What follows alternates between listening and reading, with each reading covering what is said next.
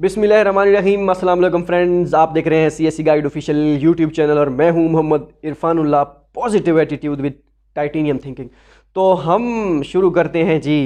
आज जिस टॉपिक पे हम बात करेंगे वो ये है कि काफ़ी सारे दोस्त अब आप पूछ रहे होते हैं कि सर हमें ये बता दें, भाई हमें ये बता दें कि हम कितनी यूनिवर्सिटीज़ में अप्लाई कर सकते हैं CSE स्कॉलरशिप पे, या हम चाइना में अगर अप्लाई करना चाहें तो क्या सिर्फ़ और सिर्फ 3 यूनिवर्सिटीज़ में अप्लाई कर सकते हैं, या इस अगर 3 से ज़्यादा कर सकते हैं तो कितनी यूनिवर्सिटीज़ में कर सकते हैं और कैसे कर सकते हैं और कौन कौन सी स्कॉलरशिप होती हैं। आप अपने चांसेस बढ़ा सकते हैं स्कॉलरशिप के। मतलब कि अगर आपने 3 यूनिवर्सिटीज़ में अप्लाई किया है CSE पे, इट मीन्स कि आपके 3 चांसेस हैं। मतलब कि आप इन 3 में से आपकी सिलेक्शन होगी, इन्हीं 3 में से अगर नहीं हुई तो आप ख़त्म। इसी तरह अगर आप 10 में करेंगे तो इट मीन्स कि अगर 3 CSE में ना हुई, किसी और यूनिवर्सिटीज़ में हो गई, बाकी आपके पास 7 बच गई, उनमें से किसी में हो सकती है। मतलब आपने अपने आप को चांसेस ज़्यादा देने। अब कैसे देने हैं, कितने देने हैं और क्या इसमें क्या सीन है, उस पर हम आज बात करेंगे। तो वो ये है कि CSE स्कॉलरशिप जो है B कैटेगरी पे 3 यूनिवर्सिटीज़ में आप अप्लाई कर सकते हैं। B कैटेगरी की बात कर रहा हूँ, ठीक हो गया। B कैटेगरी वो जो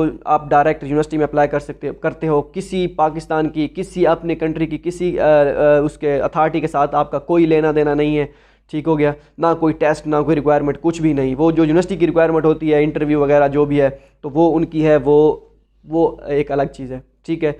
ये हो गई, ये तो 3 हो गई, हमें पता चल गया। अब A कैटेगरी पे हम कैसे कितनी यूनिवर्सिटीज़ में अप्लाई कर सकते हैं? भाई 2 A कैटेगरी में अप्लाई कर सकते हैं, ठीक है। वो पाकिस्तान में HEC के थ्रू जो स्कॉलरशिप आती है वो हो गई A कैटेगरी की एक स्कॉलरशिप, और दूसरी हो गई MOFCOM स्कॉलरशिप। वो इस साल अनाउंस नहीं हुई, मे बी अगले साल अनाउंस हो ना हो, ये भी कोई पता नहीं है, ठीक है। इट मीन्स कि आपकी पाकिस्तानियों के लिए A कैटेगरी जो है वो एक ही होगी, ठीक हो गया। 2 नहीं होंगे क्योंकि HEC जो है एक ही मरतबा जो अनाउंस करती है स्कॉलरशिप, ओके हो गया।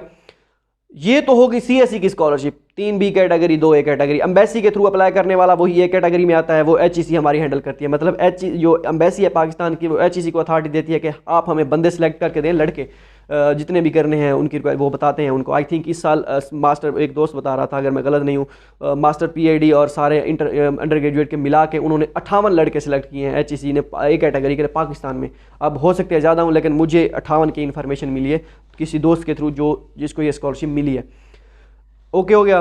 तो ये तो हो गई एक CSE स्कॉलरशिप। अब इसके अलावा हम कितनी स्कॉलरशिप में अप्लाई कर सकते हैं? क्या हम इस मैक्सिमम, अब इससे अगर हम चाहें, क्या हम अगर इससे ज़्यादा में अप्लाई करें और यूनिवर्सिटी स्कॉलरशिप में या किसी और स्कॉलरशिप में, क्या हमारी एप्लीकेशन रिजेक्ट तो नहीं होगी? बिल्कुल नहीं होगी। 3 A कैटेगरी में हो गई, 3 B कैटेगरी में होगी सॉरी, और A कैटेगरी में 2 हो गई। अगर मान लो 2 कर भी लें, ठीक है, MOFCOM भी अनाउंस हो जाए। इसके अलावा आप कौन कौन सी स्कॉलरशिप्स हैं? इसके अलावा यूनिवर्सिटी स्कॉलरशिप है, ठीक है। यूनिवर्सिटी स्कॉलरशिप हर यूनिवर्सिटी की, कुछ यूनिवर्सिटीज़ ऐसी होती हैं जो CSE स्कॉलरशिप भी अनाउंस करती हैं, ठीक है, और उसके अलावा यूनिवर्सिटी स्कॉलरशिप भी अनाउंस करती हैं। वो मतलब कि वो यूनिवर्सिटी स्कॉलरशिप भी देती हैं कि अगर CSE स्कॉलरशिप अगर आपको ना मिली, या उनके पास फंड इतना होता है कि वो CSE स्कॉलरशिप के अलावा यूनिवर्सिटी स्कॉलरशिप भी स्टूडेंट्स को प्रोवाइड करती हैं। वो जितनी यूनिवर्सिटीज़ भी हैं आप उन सब में अप्लाई कर सकते हैं, कोई लिमिट नहीं है, ठीक है। ये तो हो गई यूनिवर्सिटी स्कॉलरशिप। सेंट्रल साउथ, मैं आपको एग्जांपल दे दूं, सेंट्रल साउथ की यूनिवर्सिटी स्कॉलरशिप होती है, साउथ ईस्ट की होती है, उसके अलावा DUT की होती है, और इसके अलावा और भी काफ़ी सारी यूनिवर्सिटीज़ हैं। मुझे अब ना शियान जियोतांग की यूनिवर्सिटी स्कॉलरशिप होती है, और इसी तरह काफ़ी सारी यूनिवर्सिटीज़ हैं जिनकी यूनिवर्सिटी स्कॉलरशिप होती है। वो हम जैसे इंशाल्लाह अनाउंस होगी वो हम बताएंगे आपको कौन कौन सी स्कॉलरशिप अनाउंस होगी। इसके बाद आती हैं प्रोविजनल स्कॉलरशिप्स, वो भी आती हैं, उन पे भी आप स्कॉलरशिप अनाउंस कर सकते हैं। मतलब कि एक सूबा है, वो भी सूबा भी गवर्नमेंट स्कॉलरशिप अनाउंस करता है। जैसे हमारे ऐसा समझ लें पाकिस्तान के 4 सूबे हैं, KPK, पंजाब और बलूचिस्तान और सिंध। इसमें एक तो Pakistani, for example Pakistani government scholarship announce करे, वो तो पाकिस्तान की हो गई। उसमें आप 3 यूनिवर्सिटीज़ में अप्लाई कर सकते हैं। मान लो कि आप UET में अप्लाई कर सकते हैं, और NUST में अप्लाई कर सकते हैं, और COMSET में अप्लाई कर सकते हैं। अब इसी तरह हर सूबे के पास भी स्कॉलरशिप होगी पाकिस्तान के। अगर मान लो कि सूबे के पास भी हो, KPK के पास भी हो, और पंजाब के पास भी, कि हम आपको अथॉरिटी देते हैं, ये जो पाकिस्तान की, ये पंजाब की ये यूनिवर्सिटीज़ पंजाब में आती हैं, इनको हम सूबाई स्कॉलरशिप देंगे, प्रोविजनल स्कॉलरशिप देंगे।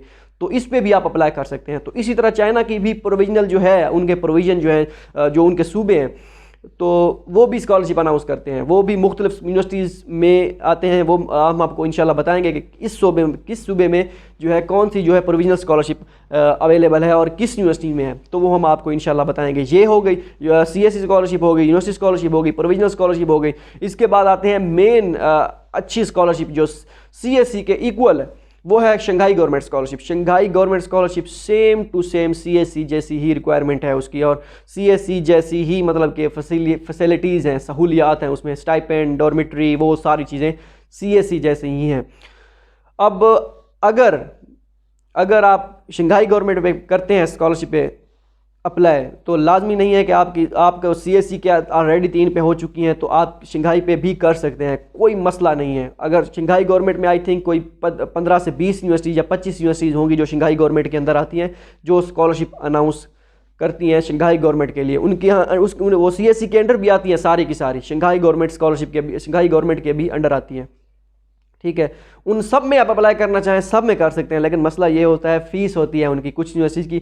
आई थिंक एक आध यूनिवर्सिटी को छोड़ के, शंघाई मैरीटाइम यूनिवर्सिटी और इस तरह एक आध कोई और होगी, तो इनको छोड़ के बाकी सब की फ़ीस होती है 400 RMB, 800 RMB, 600 RMB। वो आप पे डिपेंड करता है, अगर आपके पास एक्सेप्टेंस लेटर होता है या आप अपने आप को चांस देना चाहें कि मैं यहाँ पे भी कर देता हूँ, मेरे पास 15-20 हज़ार रुपया है एक्स्ट्रा, तो वो भी आप फ़ीस पे कर सकते हैं, फ़ीस अगर उनकी पे करनी है। ये होगी। इसके बाद BGN गवर्नमेंट स्कॉलरशिप भी होती है, लेकिन वो 5,000 या 6,000 RMB आपको साल का देते हैं स्टाइपेंड। बाकी हर महीने वो स्टाइपेंड नहीं मिलता, जैसे जो मुझे इन्फॉर्मेशन है, जो मेरे पास मुझे पता है थोड़ा बहुत। तो क्योंकि लास्ट टाइम भी एक आध वीडियो नहीं बनाई थी मैंने, इसके बारे में इन्फॉर्मेशन लेनी चाहिए, लेकिन वो जो उनकी रिक्वायरमेंट है वो यही थी कि वो 5-6 हज़ार RMB टोटल जो है साल का देते हैं। 5-6 हज़ार RMB पाकिस्तानी बना ले तकरीबन कोई 1,25,000, 20-25 हज़ार बनेगा, ठीक है। तो ये थी सारी सिचुएशन। अगर आप मैक्सिमम स्कॉलरशिप में अप्लाई करना चाहें तो कर सकते हैं, लेकिन 3B कैटेगरी पे, 2A कैटेगरी पे, ये 3, इनके अलावा जितनी मर्जी स्कॉलरशिप पे आप अप्लाई करना चाहें, यूनिवर्सिटी स्कॉलरशिप, चाहे 300 यूनिवर्सिटी अगर स्कॉलरशिप ऑफर कर रही है यूनिवर्सिटी स्कॉलरशिप की, तो आप उन स्कॉलरशिप पे भी अप्लाई कर सकते हैं। आपकी CSE की जो एप्लीकेशन होगी उनको कोई फ़र्क नहीं पड़ता, चाहे आप शंघाई गवर्नमेंट में करें, प्रोविजनल स्कॉलरशिप में करें, यूनिवर्सिटी स्कॉलरशिप में करें, किसी स्कॉलरशिप पे भी करें, आपको कोई फ़र्क नहीं पड़ेगा।